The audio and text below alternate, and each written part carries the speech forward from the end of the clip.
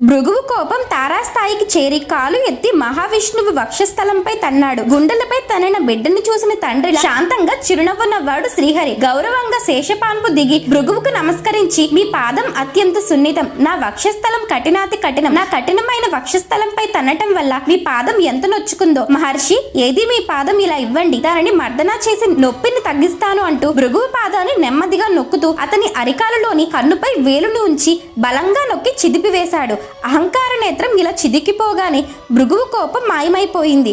దాంతో వెంటనే తాను ఉన్న స్థానం నుండి కిందికి దిగి దుఃఖిస్తూ శ్రీహరి పాదాలపై పడి, నీవే ఉత్తమమైన దైవము అని కీర్తించి అక్కడి నుండి సెలవు తీసుకుని వెళ్లి గంగా నది వద్ద యజ్ఞం చేస్తున్న కశ్యపాది మునులకు ఈ విషయం చెప్పాడు. దేవతలందరిలో విష్ణువే గొప్పవాడు అంటూ, లోకంలో అన్నిటికన్నా చెడ్డది అహంకారం. ఈ అహంకారాన్ని ఎవరైతే చిదిమివేస్తారో వారే గొప్పవారవుతారు.